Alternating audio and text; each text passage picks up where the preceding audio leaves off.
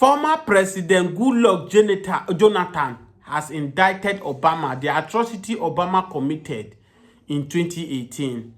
Let's use this opportunity to call the attention of Donald Trump into this issue because there's no case that they cannot revisit. Please, Donald Trump, with all honesty, because I knew, because many people are even keeping disappointing in you. We believe by now, the way you are pursuing Africa to leave America, go back to your country, you put mouth in the issue of this Nigeria and allow Biafrans to get their referendum. But now you keep mute. Is it that you people and British, there's no difference between two of you? Because if you watch this video of what Ebele Jonathan, I will show you people the video, what America did with Obama before that 2015 elections. You will see that these people don't want Africa to move forward. No wonder they brought Gaddafi down. Go and check the history. America lied to Libya that Gaddafi is the problem of Libya. That the moment they get Gaddafi down, Libya will become a better nation. And they deceived many Libya governments. They fought Gaddafi. Today, go to Libya. Libya was one of the best countries in Africa that are even doing well more than many countries in Europe. But the moment America were able to convince the Libya citizens and they wage war against their leader, Gaddafi, they allow America to buy the man. Today, Libya is one of the worst countries in Africa. With the way Jonathan have exposed America now, I believe that if Donald Trump have integrity, Donald Trump should revisit this case. Obama should be called to question. Why did Obama have to play the role he played in 2015 to make sure Jonathan did not win that election? Because it was obvious. It was clear that Obama have intentions. The intention why he did it, we don't know. According to Jonathan, you people will watch the video. America, they came in if to the elections. They met with Muslims. Christian was not invited. They knew that time that Buhari brought this religious extremism back to Nigeria in 2015 by saying, oh, this and that. And we saw his handwriting. Now, I will show you people will watch the video. America need to do, or Donald Trump need to do the best and revisit this issue. Because if Donald Trump is chasing out Nigerians in America, chasing all Africa in America, chasing them back home, what is their interest in Africa? Why are they destroying the Africa and yet you don't allow Africa to stay in America? And this is the reason I felt that every Biafra on this struggle must not give up. Because gradually now the truth is revealing. If Jonathan have give up on Nigeria, that means it is finished. The former president of Nigeria has give up in Nigeria. It is finished. You people will watch the video. Make sure you share this video massively. Biafra or nothing. I'm not an Igbo man. I'm not a Biafra. But I love Biafra. I love what Mazi Nnamdi Kanu is doing. I love what he's doing. One Nigeria is killing Nigeria. One Nigeria is consuming Nigeria. This is not the country our forefather dreamed of. This is exactly what Ojukwu Odumegwu saw. And he told Gowon in that Aburi Accord. Don't allow you to be used. And for seeing this thing, let's go to regional government. They agree in Ghana. They came, they signed. Both the one from the southwest, the one from the east, everybody, they agreed. They signed the accord. But Yakubu Gowon came to Nigeria and he did something else. By cutting the agreement they have in that Aburi court. And today, see where we find ourselves. Watch the video. Listen to Goodluck Ebele Jonathan. Ebele Jonathan have given up on Nigeria. Nigeria must divide. That is the solution to this country. Watch the video. Please, as you are watching the video, share it massively to all your contacts. Let everybody know. For some of you who are running, who are jumping up, Peter Obi will be the one. Obi have signed for, he will just only do for only 4 years, and he will not do more than 4 years. What gave the Fulani audacity? They are the one that will make who want to be president. They will tell, as worse as Buhari, why can't they allow Buhari to spend 4 years? Despite Buhari did not win that election. Buhari did not win the election. Buhari only spent, Buhari did not win the election, but yet they ring the election for him. The Fulani did not talk. You see why I say this country, this called one marriage that cannot work? There are many atrocities that is happening in Nigeria today. You can never see these northern people talk. Sultan of Sokoto, the rest of them. But when 16 of them were pie in Uromi, they wanted to burn the country down.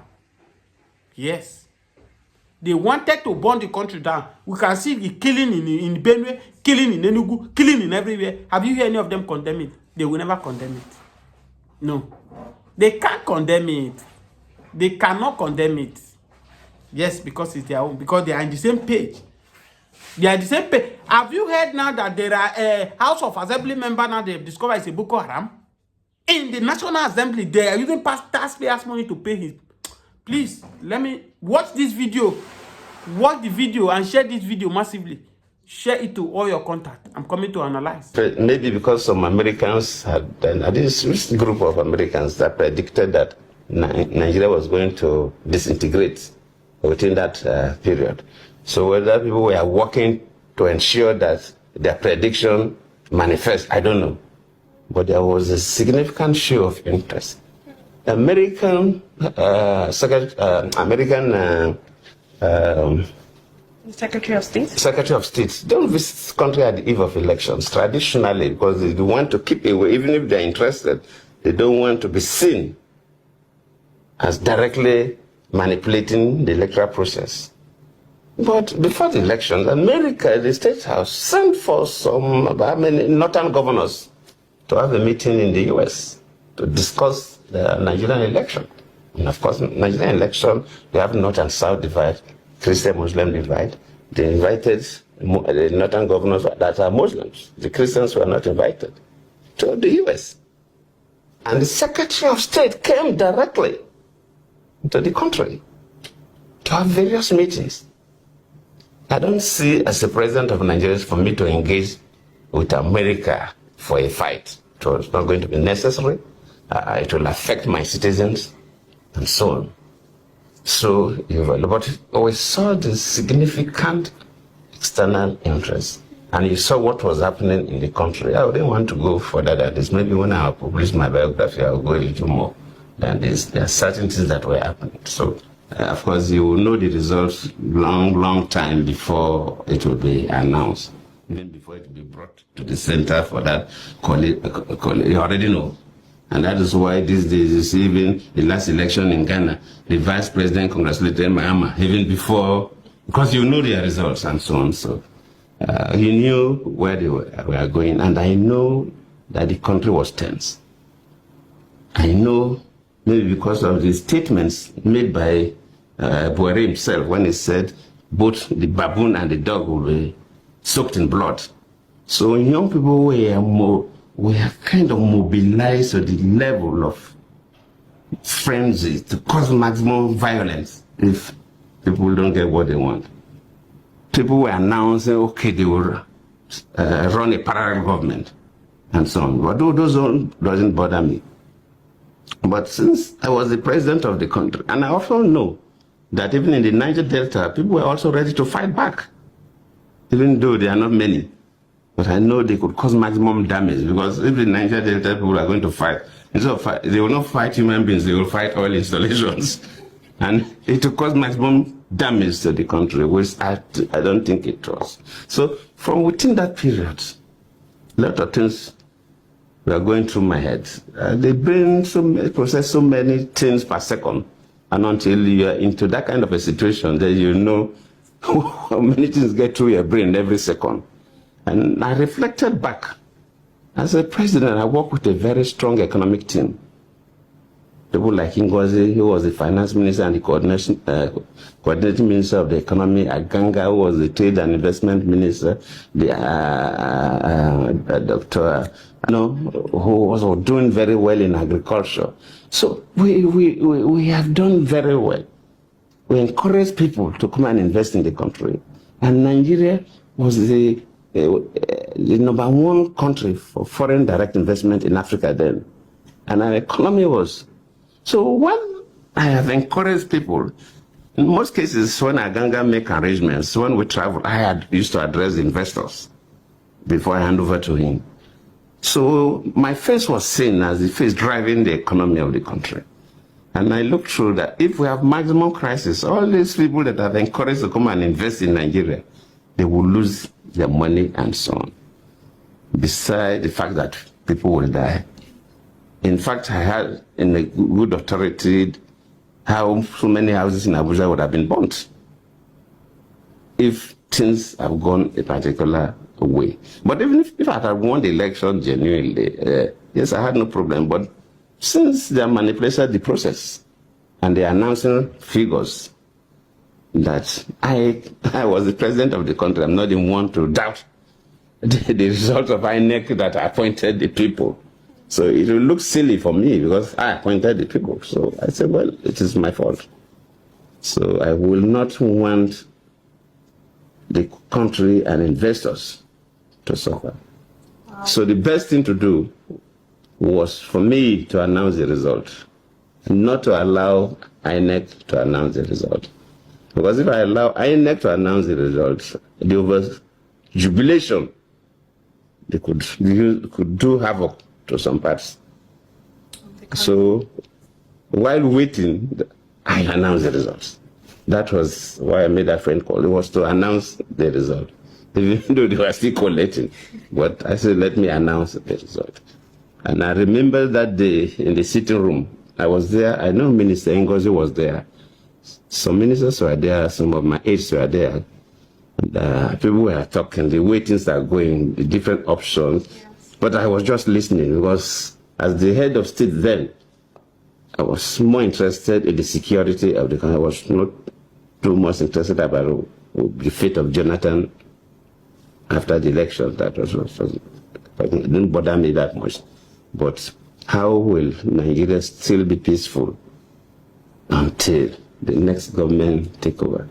So I didn't participate in the conversation that much. But people were saying different things. People were saying different things, but I was listening. Then at the time, I just left them. Then I just moved into my study, which is open to the other part of the city room. I didn't tell anybody. I just stood up. Went there. Then I called Buhari. So when I came back, they were still talking. Then I said, gentlemen and young ladies, look, it's over. I've congratulated Buhari. Wow. Yes. Is it a perpetual drug user? Yes. Pogba is not. His excuse is just like Onana. Yes. They just say, have you congratulated? I said, yes. So the talking should end. So one of my ministers then was there, Chidoka Osita. He was the Minister of Aviation then. I said, okay, you congratulated Buhari? I said, yes. So, okay, can I tweet it? I said, okay, go on. And so he was the person who tweeted it. So immediately he tweeted it, it went viral. Oh. Then, of course, so I announced the result. And it was better for me that I took the responsibility of announcing the result to make sure that nobody should do excessive celebration. So that's what happened, my young lady. There's always balancing between North and South, Muslims and Christians. And Yar'Adua was a northern Muslim who was the president. And he took over from a southern Christian, Obasanjo, who ruled for 8 years. So definitely the northern Muslims wanted Yar'Adua to at least do 8 years before he could come back to the south for another, probably a Christian, to take over. But well, the health issue came up.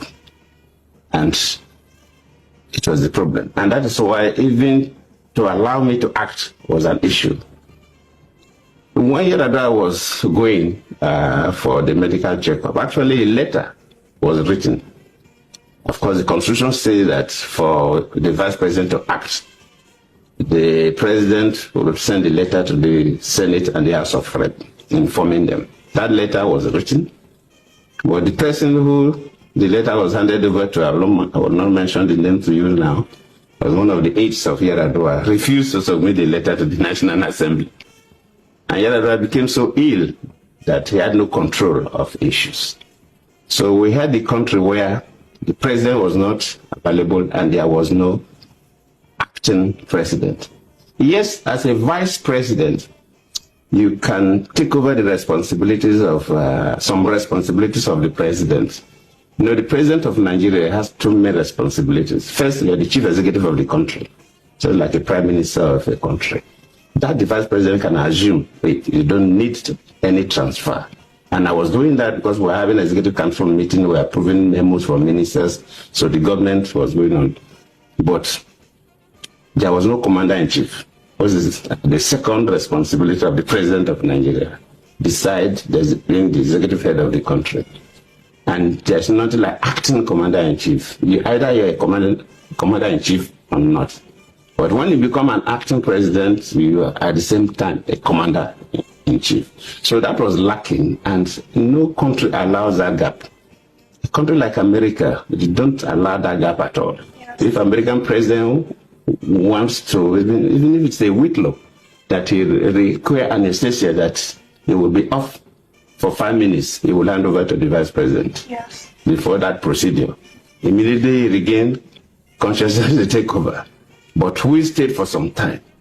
And that led to what they call the doctrine of necessity. When the National Assembly felt that the country was in a situation where it was not expected, they now have to initiate this doctrine of necessity, and they now made me to act as a president without the letter from Yar'Adua. So the country was tense. And under this North-South divide, Christian-Muslim divide, it was really tense. And every day I was hearing about coup.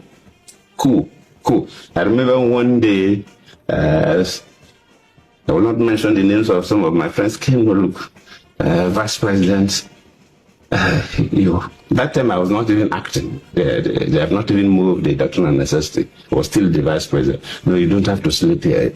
You have to come and sleep in my guest house, and so on. I said, no, I will stay in the State House. If anybody wants to kill me, it's better you kill me in the State House, so the Nigerians will know that they assassinated me in the State House. They know I have not committed any offense. If I decided to go and stay in a guest house, and whenever I'm going, scared people would know. And if people go and kill me there, they will now say Indian girls brought apple to kill me. And I wouldn't want those kind of stories. But if they assassinate, it's better that I die here in the State House than being assassinated outside the State House, because all kinds of stories will come up. So that was how tense it was. And to me, I was not bothered. Really, I was not bothered. And I was very calm. But that was the scenario. The level of interference by the Obama's government was very overwhelming. It's not as if I couldn't have won the election even with that. But if by my own thinking and also the way some other people look at it, they go outside the normal diplomatic relationship, then it should be mentioned.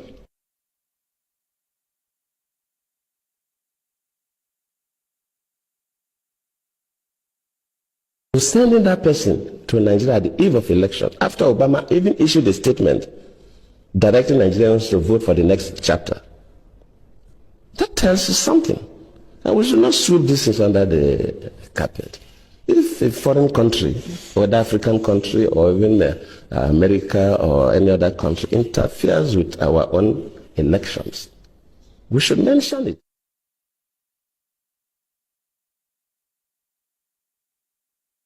Immediately, the Chibok